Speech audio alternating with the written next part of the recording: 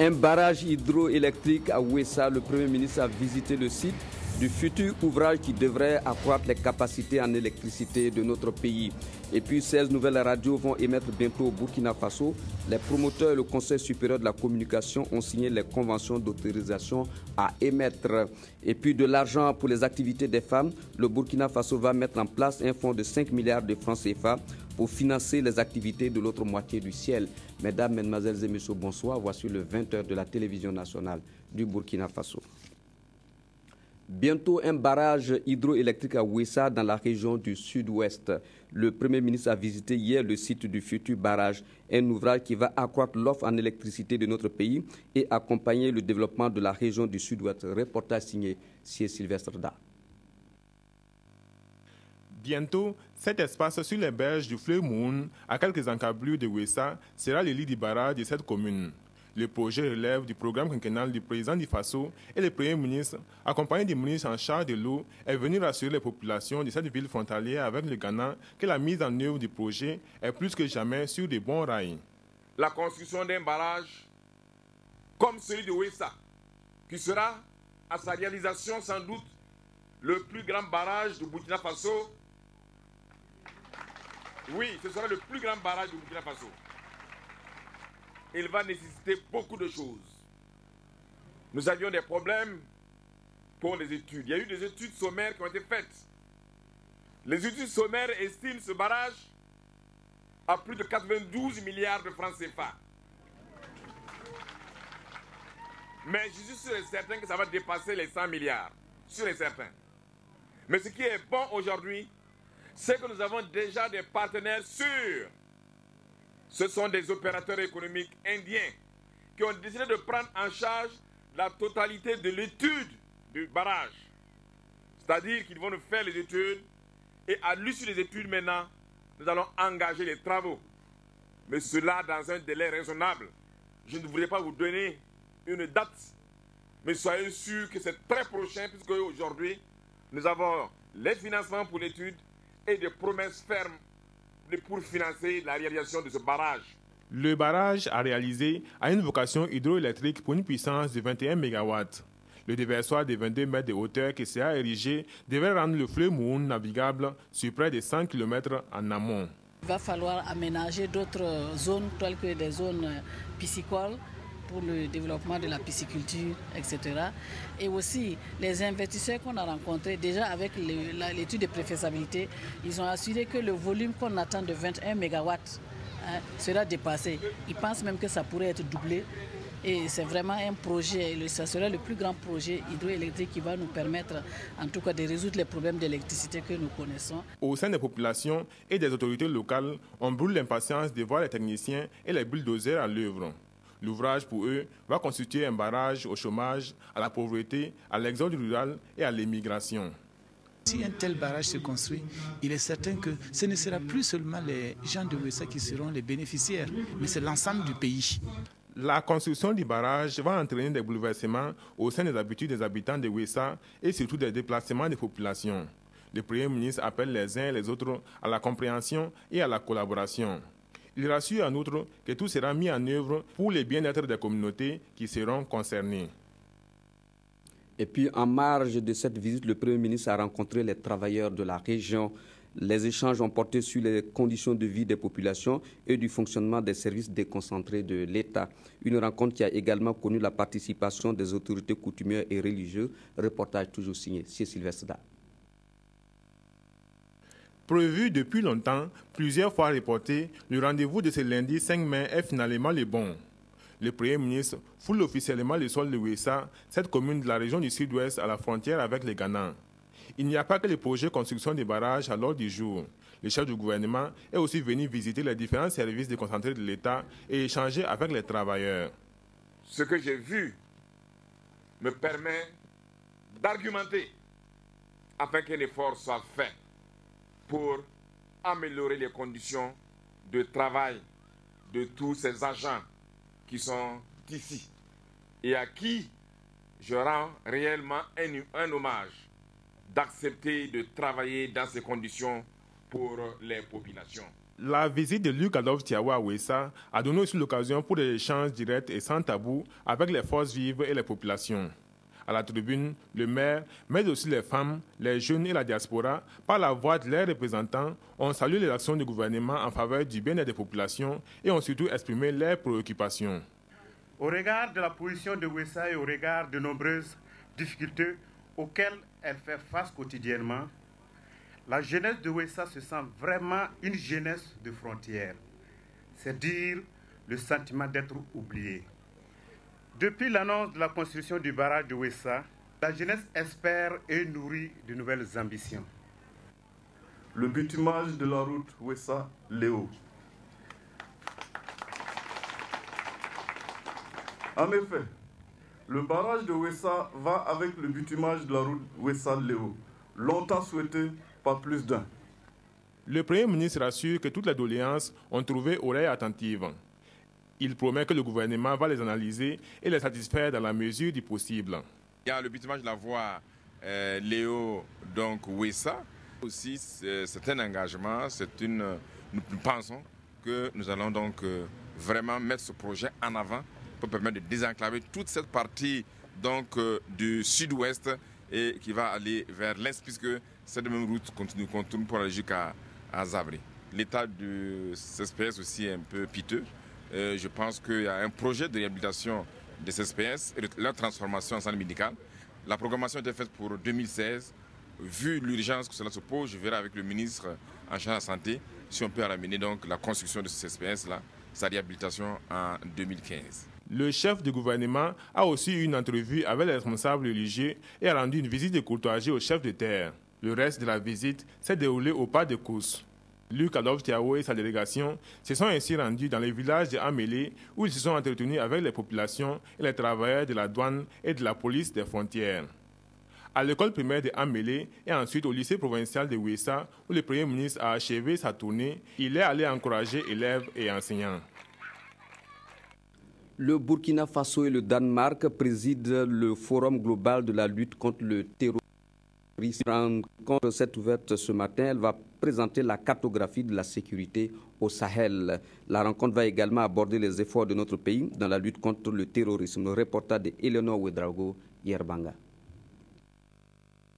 L'affirmation est du Centre pour la gouvernance démocratique. L'un des coordonnateurs du Forum global de lutte contre le terrorisme, c'est une nouvelle porte de lutte qui s'ouvre au Burkina Faso. La rencontre va s'articuler essentiellement autour des résultats de l'étude sur la prévention de l'extrémisme violent au Burkina Faso vers une résilience nationale dans un contexte d'insécurité, d'où est tirée l'affirmation. Ils vont examiner la menace et identifier les lacunes et améliorations à apporter en matière de programmation et de renforcement des capacités civiles des pays. Nous avons également tenu à solliciter quand même une prise en compte des préoccupations des acteurs de terrain. En réalité, nous avons des problèmes de mobilité, des problèmes de transmission, nous avons un problème de maillage du territoire national, un maillage sécuritaire, c'est-à-dire en termes de construction de commissariats, de brigades de gendarmerie. Le Forum global de lutte contre le terrorisme, avec son groupe de travail Sahel, piloté par l'Algérie et le Canada, ambitionne à travers ces rencontres maintenir les efforts dans la lutte et faire participer les différents pays. C'est surtout une discussion sur les moyens que les autorités civiles peuvent coordonner leurs efforts pour mieux combattre le fléau du terrorisme. Il y a une place, il y a certes un rôle pour les forces armées, les militaires, les forces de police, etc. Mais il y a aussi un rôle pour les autorités civiles. Fruit de conditions socio-économiques difficiles, le terrorisme serait également la résultante de la propagation de la violence. Lutter contre le fléau se résumerait, selon le Forum, à la sécurisation des frontières, à l'engagement communautaire et à la coopération légale et judiciaire. L'autre Burkina, PSR, Parti pour le socialisme et la refondation, a organisé à Koudgou le dimanche 4 mai 2014 sa première conférence provinciale dans le Boulkemde autour du thème rôle et place du militant dans l'implantation de l'autre Burkina. Cette rencontre avec les militants visait deux objectifs principaux. Mettre en place la section provinciale du parti, fort de 24 membres, et le bureau des femmes de cette section et peaufiner les stratégies de mobilisation des militants pour une éventuelle participation aux élections présidentielles en 2015. Le compte-rendu de Jonas Wemba. Michel Louis Somda a été désigné présidente du bureau des femmes de la section provinciale du Bulkiemde de l'autre Burkina PSR, Parti pour le socialisme et la refondation. C'était à l'occasion de la rencontre entre le bureau politique national du parti avec les militants ce dimanche 4 mai à Koutgou. La section provinciale est désormais pilotée par Oscar Ouedraogo, qui reçoit du docteur Alain-Dominique Zoboga, président du parti, des conseils afin de mieux rassembler les militantes et militants autour des idéaux du parti. Nous voulons le changement. Sur le plan économique, nous voulons que l'État ait une part beaucoup plus importante dans nos choix politiques. Parce que le libéralisme, tel qu'on le prône, ne peut pas véritablement nous aider avec nous. Pensons que l'économie d'État a sa place. Sous la Révolution, on y croyait. Sur le plan social, nous voulons faire en sorte que les marginalisés soient aussi des acteurs principaux du développement.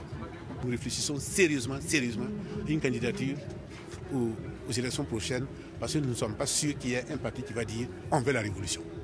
Nous voulons la révolution, nous allons nous battre dans les tribunes pour dire votez pour la révolution. Pour cette première sortie dans la province du Bulkiemde, l'autre Burkina, Parti pour le socialisme et la refondation, a eu le soutien d'autres partis politiques comme l'Union nationale pour le développement et la démocratie, UNDD, et le Congrès pour la démocratie et le progrès, CDP. 16 nouvelles radios bientôt dans le paysage médiatique du Burkina Faso. Les signatures de conventions d'autorisation d'exploitation de fréquences entre le CSC et les promoteurs sont intervenues ce matin. Le compte-rendu est signé. Estelle Judith Assoba. Aujourd'hui, c'est la concrétisation des actes entre le Conseil supérieur de la communication CSC et chacun des 16 promoteurs de radiodiffusion. La signature des conventions d'autorisation d'exploitation des services de radiodiffusion et sonore.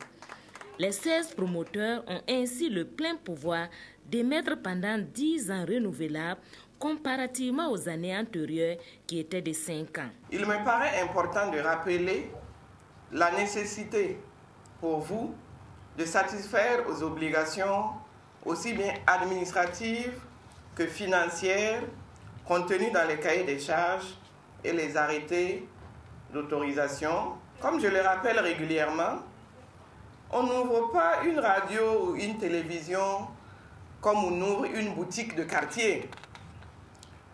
Non seulement il y a des charges, mais aussi et surtout, il y a des responsabilités sociales liées au métier d'informer. C'est pourquoi il vous faut bien maîtriser le contenu des textes législatifs et réglementaires. 3 typologies de radios constituent les nouvelles attributions. Il s'agit des radios associatives, commerciales et confessionnelles. Les promoteurs se disent disposés à faire de leurs stations de radiodiffusion des pôles d'excellence où doivent se conjuguer performance et respect de l'éthique et de la déontologie. Pour Béatrice Damiba, l'arrivée de ces nouvelles radiodiffusions dans le paysage médiatique devrait contribuer à augmenter l'offre d'information et de renforcer la démocratie par l'élargissement des libertés, la culture du civisme et l'enracinement de la citoyenneté. Elle a aussi annoncé l'institution très prochaine d'une signalétique jeunesse obligatoire dans la diffusion des programmes de télévision. Les radios ne sont évidemment pas concernées, mais elle attire l'attention des promoteurs de ces organes sur le choix des mots, les descriptions morbides qui choquent ou qui peuvent traumatiser les enfants et les personnes sensibles. Et puis les membres des différents jurys de la 17e édition des prix Gallia ont été installés ce matin. Ils sont au nombre de 26 pour évaluer plus de 300 œuvres pour ces Galliens QV 2014. Reportage de Adama Koulibaly. 10 en langue française, 9 en langue nationale et 7 en presse en ligne, soit au total 26. Voici la répartition des différents jurys qui ont la lourde tâche de désigner les futurs lauréats de cette 17e édition des prix Galliens. Ce qui leur est demandé, c'est un travail rigoureux, un travail qui permette que seuls les meilleurs soient retenus et soient donc ceux qui seront nos vedettes le soir du 23 mai, puisque c'est à cette date qu'aura lieu la nuit du communicateur, donc nuit au cours de laquelle le palmarès sera proclamé. Ils auront à examiner 304 œuvres, dont 250 en français, 29 en langue nationale et 25 œuvres en ligne. La langue française, qui représente plus de 80% des œuvres reçues, va récompenser en presse écrite, en radio, en télévision, dans les genres tels la présentation, le grand reportage, le débat ou encore le compte-rendu. La photo de presse, le spot publicitaire, l'image, le montage ne seront pas en reste. Rendez-vous donc le 23 mai pour le palmarès. Les dossiers des agents de la fonction publique désormais plus accessibles. Grâce au système d'accès aux dossiers individuels des agents, SADINA, mis en place par le ministère chargé de la fonction publique, les gestionnaires des ressources humaines vont désormais être plus efficaces dans la gestion des dossiers. Reportage de Bouma Ernest Nibier. SADINA, système d'accès aux dossiers individuels numérisés des agents, c'est la nouvelle trouvaille de la fonction publique du travail et de la sécurité sociale. Elle permet aux directions des ressources humaines des différents ministères d'avoir facilement accès aux dossiers numérisés des agents de la fonction publique burkinabé. Il s'agit de rentrer, comme on l'a dit, www.sadina.gov.bf et à partir donc de ce lien, vous avez une fenêtre qui s'ouvre. Et cette fenêtre-là vous donne l'accès, soit partiel par rapport à ce que les agents de votre département ou un accès total. Pour le ministre en charge de la fonction publique, Sadina, qui vient renforcer d'autres systèmes déjà existants comme Diane et Alias, présente un double avantage. D'abord, de gagner du temps dans le traitement des dossiers individuels des agents, mais aussi de moderniser davantage la gestion des ressources humaines de l'État. Cela va contribuer, me semble-t-il, à accélérer le traitement des dossiers individuels des agents. Il reste naturellement à pérenniser ce système, à l'actualiser de manière à ce que tous les dossiers des agents de la fonction publique soient pleinement et entièrement numérisés, que ces dossiers soient actualisés de telle sorte qu'on puisse y accéder en temps réel. Selon les techniciens du domaine, il n'y a aucun doute quant à la fiabilité de SADINA et des dispositions sont prises pour garantir la sécurité du système. Ouverture ce matin au Centre national Cardinal Paul Zungrana d'un atelier sur l'évolution de la biodiversité biologique au Burkina Faso. Cet atelier va passer au peigne fin le 5e rapport que notre pays doit faire sur la Convention sur la diversité biologique. Reportage de Evelyne Dabiré. Ce rapport national sur la diversité biologique est le 5e du genre depuis le sommet de la Terre de Rio de 1992. Il expose l'importance socio-économique, culturelle, alimentaire, sanitaire et agricole de la biodiversité, de même que les dangers auxquels elle est soumise. Et cet atelier de validation vise, entre autres, à vérifier la qualité et l'exactitude des informations de ce contenu. Cet atelier vise à examiner le projet de rapport qui a été élaboré par des experts en vue de sa validation et de son adoption. Un rapport élaboré chaque 4 ans avec une finalité pratique. L'intérêt de ce rapport est de montrer effectivement les efforts consentis par notre pays avec l'aide de l'ensemble des partenaires et des différents acteurs pour préserver et assurer la conservation à long terme de la diversité biologique. On a des habitats qui se reconstituent grâce aux efforts des producteurs qui intègrent la composante environnementale maintenant dans les systèmes de production. Donc on a par exemple le ZAI que vous connaissez très bien qui aide à régénérer le sol. Il y a la régénération naturelle assistée. Toutes ces politiques-là qui permettent de produire mais de préserver aussi donc les terres et la végétation d'une manière générale. Cet atelier de validation se déroulera exclusivement en plénière et le gouverneur de la région du Plateau central représentant le ministre en charge de l'environnement a exhorté les 200 participants des différents ministères à une implication effective pour une cause vitale. Les ministères chargés des enseignements et des députés au centre d'éducation et de formation pour enfants dits normaux et handicapés. Une rencontre pour comprendre cette structure et célébrer la semaine mondiale de l'éducation pour tous. Reportage de Abdul Rasmane Zongo.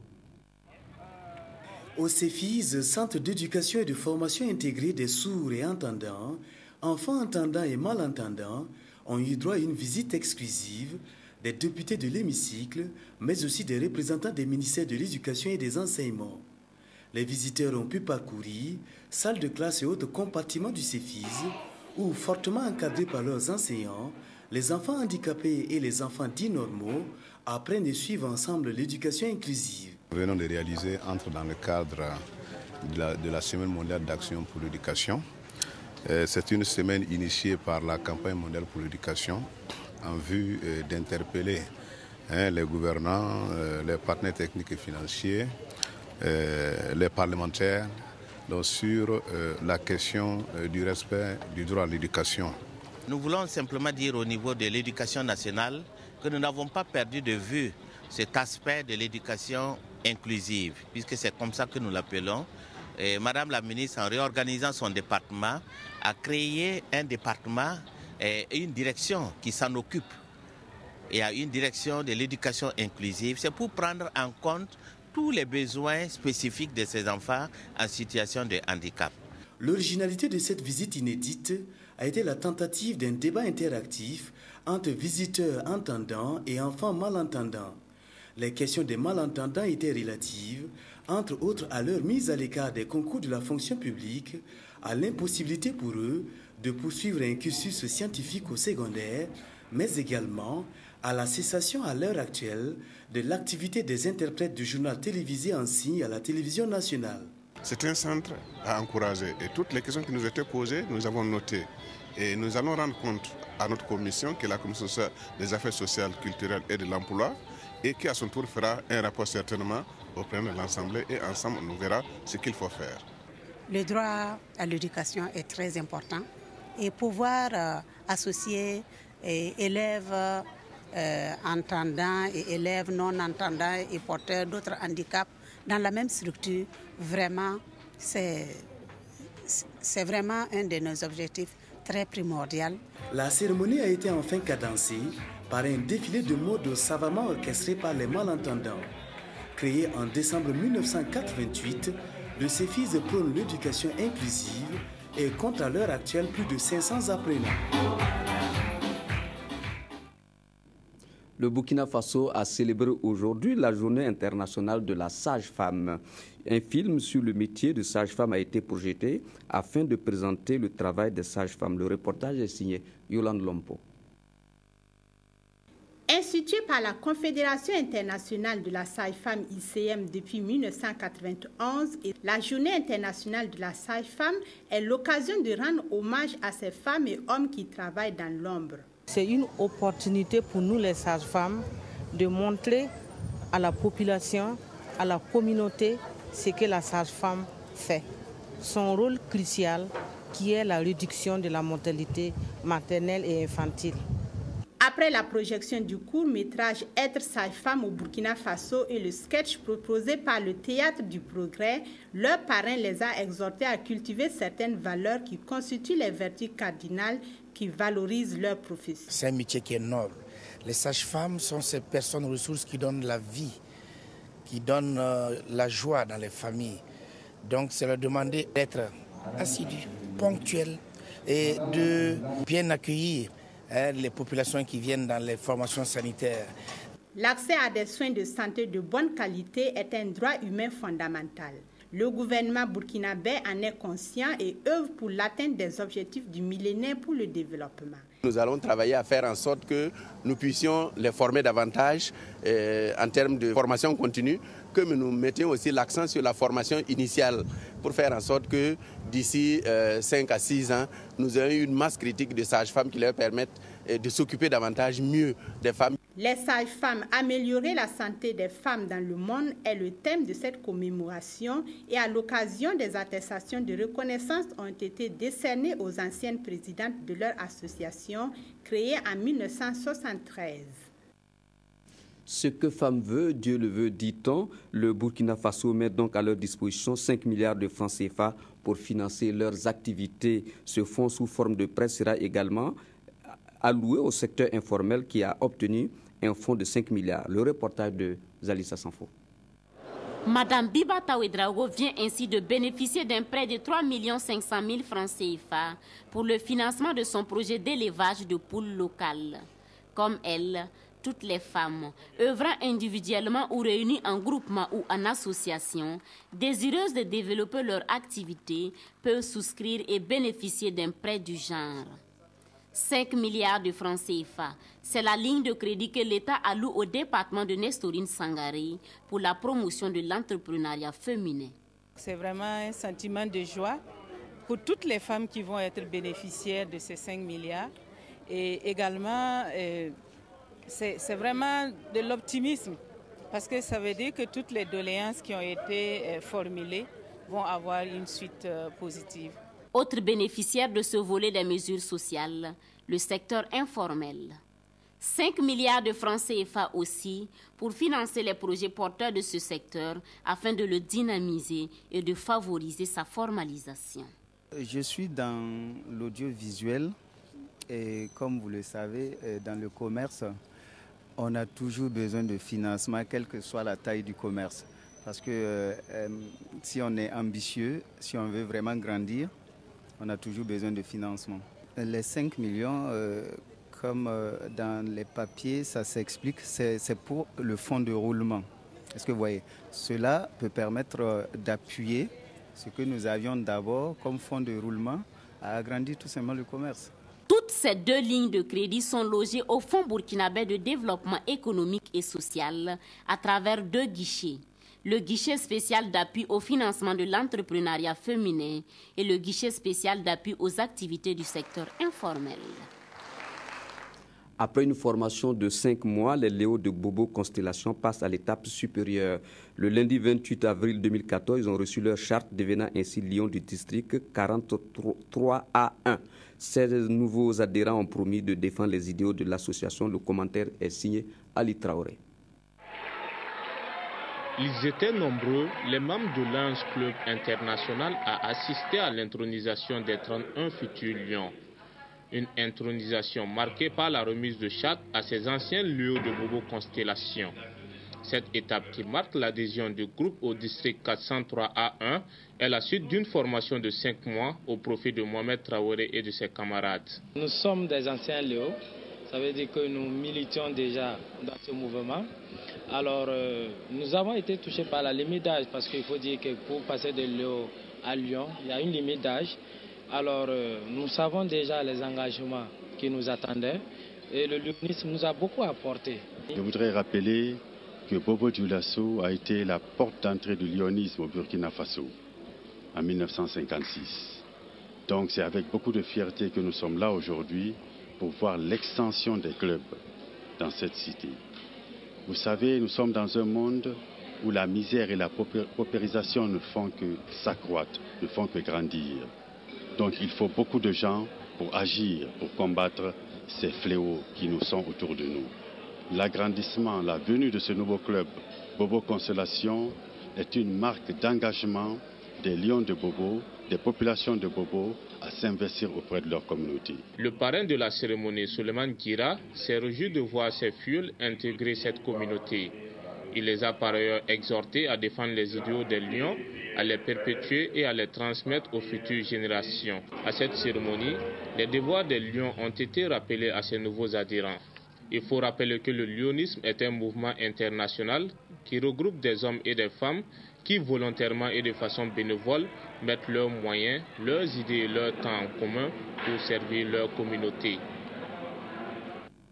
Le tournoi de la cohésion a connu son apothéose ce week-end à Léna, commune rurale dans la région des Hauts-Bassins. C'est une finale très disputée qui a opposé les équipes de Kofila et de Léna. Ce sont les Diables Rouges de Léna qui se sont imposés au tir au but. Un peu plus tôt dans la matinée, c'est une course cycliste féminine qui a mobilisé les filles et les femmes de la localité. À cette journée, on a conjugué sport et cohésion sociale. Le président de l'Assemblée nationale y était accompagné des autorités de la région. Le reportage est signé Anatole Nakoulma et Soukounoma Ibrahim Gigma. C'est d'abord une course cycliste féminine qui a réveillé les populations de la commune rurale de Léna, à une 60aine de kilomètres de Bobo Dioulasso, dans la région des Hauts-Bassins, en ce samedi matin.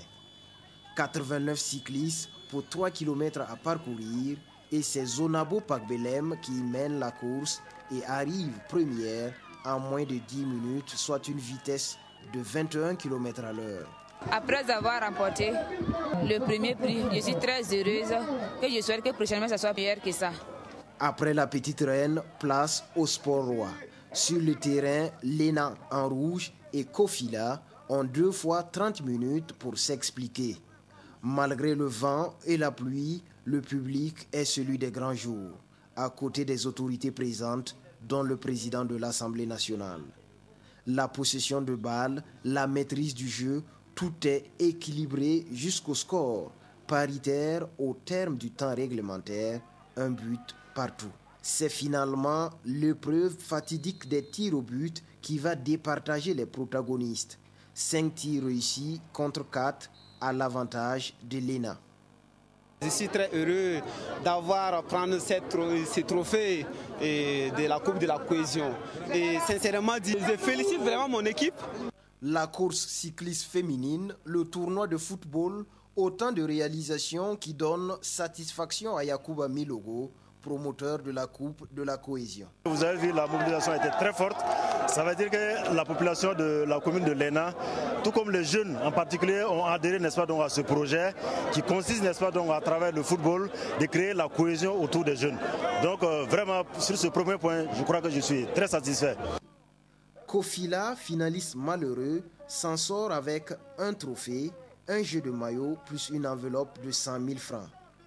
L'ENA, vainqueur, reçoit un jeu de maillot, une enveloppe de 150 000 francs plus le trophée tant convoité. Chacune des 14 équipes participantes a reçu un prix d'encouragement. À noter qu'en levée de rideau, les Peuls et leurs parents à plaisanterie, les bobos, se sont mesurés sur le terrain. Et puis, la 3e édition du tournoi Maracana de la paix va se dérouler le 7 juin 2014. La Fondation Alliance Eco, organisatrice de l'événement, a organisé une conférence de presse pour présenter les innovations de cette 3e édition. Le reportage est de Zalissa Sanfo. Promouvoir la paix et la solidarité à travers le sport, c'est le credo de la Fondation Alliance Eco.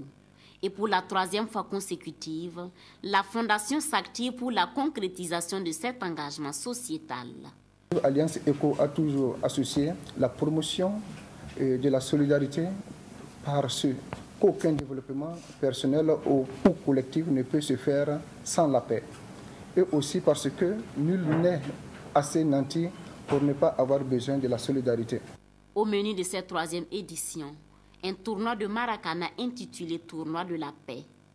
Et au total, 50 équipes sont engagées pour la conquête de ce trophée pacifique. Côté féminin, ce sont 1000 femmes qui sont attendues pour donner le coup de pédale de la paix. Les vainqueurs de toutes ces activités sportives seront connus le 7 juin prochain lors d'une soirée gala caritative. Une soirée que les organisateurs promettent riche en couleurs.